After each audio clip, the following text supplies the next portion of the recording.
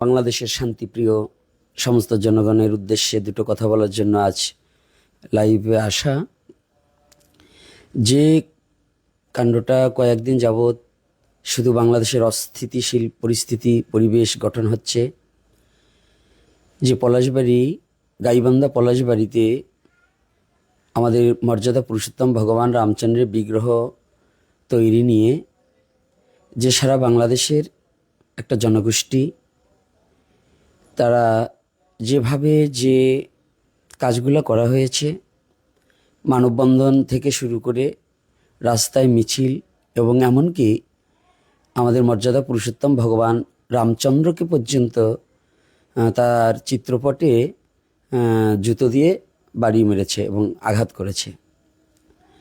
তো আজকে বাংলাদেশের সুশীল সমাজ এবং সারা বাংলাদেশের যারা শান্তিপ্রিয় শান্তিকামী জনগণ যারা, তাদের কাছে এবং আজকে যে মাননীয় প্রধানমন্ত্রী তারেক জিয়াউর রহমান, তার আইনশৃঙ্খলা বাহিনী, এদের কাছে আমার একটা কথা, সারা বাংলাদেশে যে যারা আজ মর্যাদা পুরুষোত্তম ভগবান রামচন্দ্রের বিগ্রহ স্থাপনের বাধা সৃষ্টি করে এবং তাকে অবমাননা করা হচ্ছে, এই অবমাননা না করে যদি তিনরা বাংলাদেশের স্বাধীন রাষ্ট্রে একজনের মত প্রকাশ করতেই পারে, সেটা শান্তভাবে শান্ত পরিবেশে এবং সরকারের কাছে তারা দাবি জানাতে পারে, কিন্তু একটা সম্প্রদায় একটা ধর্মের প্রতি আঘাত করে নয়। যে এহেন জঘন্যতম কাজ, যে সনাতনী ধর্মের হৃদয়ের একটা বিশ্বাসের স্থান এবং চারিযুগের মধ্যে সনাতনী চারিযুগের মধ্যে ভগবান রামচন্দ্র হচ্ছে মর্যাদা পুরুষোত্তম। আমরা সনাতনী হিসাবে মর্যাদা পুরুষোত্তম ভগবান রামচন্দ্রকে পুজো করতেই পারি, তার বিগ্রহ বানাতেই পারি। এটা আমার ব্যক্তিগত, যেখানে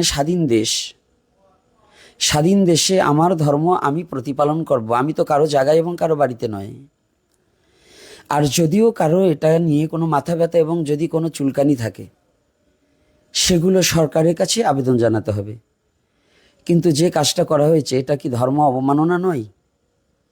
তাহলে একটা সম্প্রদায় কিংবা একটা ধর্মের প্রতি আঘাত করে যারা এহেন সারা পৃথিবীতে আজকে যে উস্কানি দিয়ে, যাদের উস্কানিতে আজকে সারা পৃথিবীর সনাতন জাতি মর্মাহত এবং দুঃখিত এবং ক্ষোভ প্রকাশ করছি, যে এ ব্যাপারে কোনো কথা কোনো বড় মিডিয়াও সেখানে প্রচার করছে না।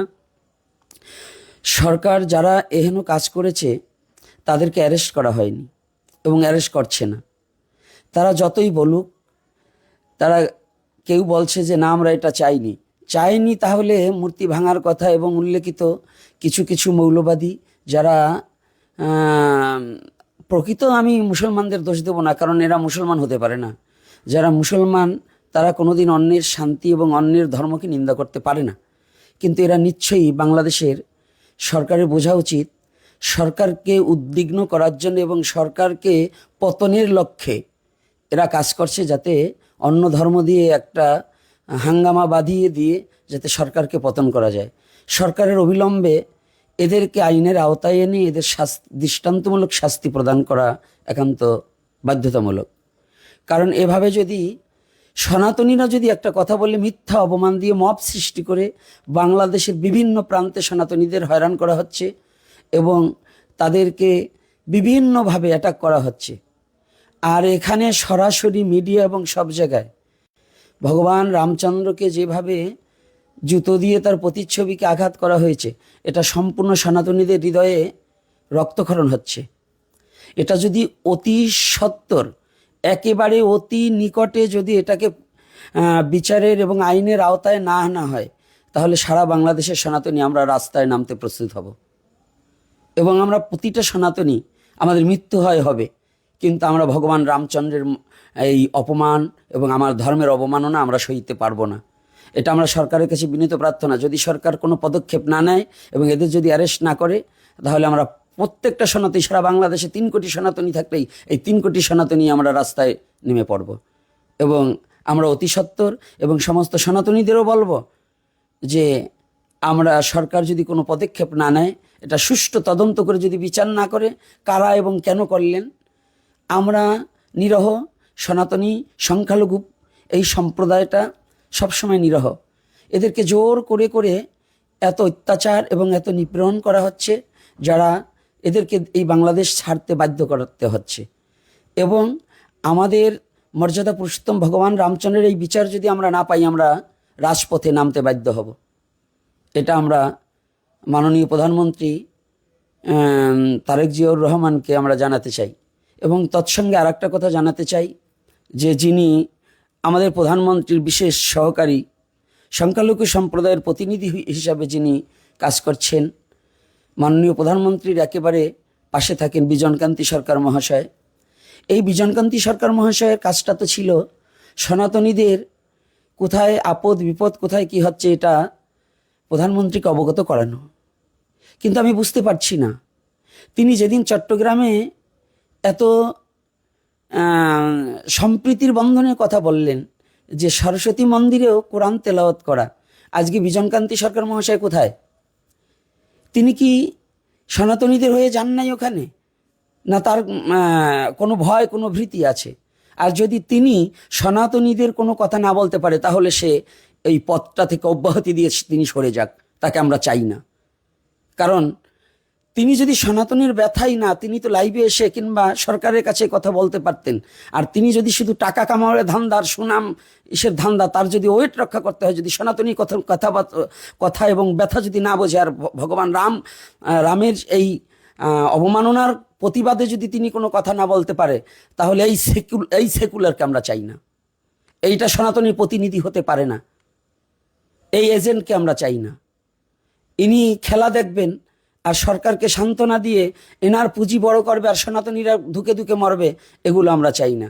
যারা বলছিলেন আজকে সেই নিপুণ রায়, বাংলাদেশের সনাতনীদের কোনো কিছু হয় না, আজকে নিপুণ রায় কোথায়? নিপুণ রায় চৌধুরী তিনি কোথায়? তিনি কি চোখে দেখেন না? আর যদি না দেখে থাকেন সংখ্যালঘুদের এই ভগবান রামচন্দ্রের, তাহলে চশমা পরে নিক।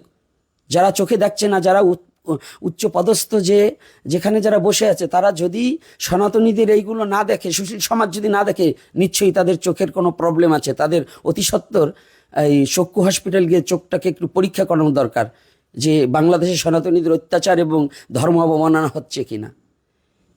এই যে সন্ত্রাসী কার্যকলাপ এবং বাংলাদেশের উগ্রবাদিতা করে সনাতনীদের প্রতি নির্যাতন এবং নিপীড়ন, এগুলো বন্ধ করা হোক।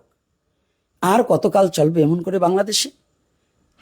আমি বাংলাদেশের মাননীয় প্রধানমন্ত্রীকে জানাতে চাই এবং সারা বাংলাদেশের সনাতনীদের জানাতে চাই, আজকে যারা যে সংগঠনগুলো আজকে মর্যাদা পুরুষোত্তম ভগবান রামচন্দ্রের অবমাননায় যারা এগিয়ে আসছে না, তারা কি সনাতনী নন?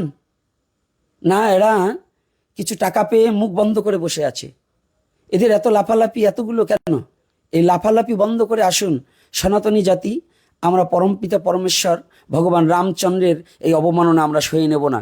এটা সরকারের কাছে সুষ্ঠু বিচার এবং এটা তদন্ত চাই, এবং এটার সুষ্ঠু বিচার করে এই দোষীদেরকে আইনের আওতায় আনা হোক। আমি লাইভ আর দীর্ঘায়ী করতে চাই না, কারণ আমরা মাত্র 3 দিন দেখব। এই 3 দিনের মধ্যে যদি সারা বাংলাদেশে সরকার যদি এটা না করা হয়, সারা বাংলাদেশেরকে ডাকছি, সারা বাংলাদেশের সনাতনীদের সংখ্যালঘুদের পরিবারদের ডাকছি, আপনারা সকলে আমরা রাজপথে নামতে বাধ্য থাকব।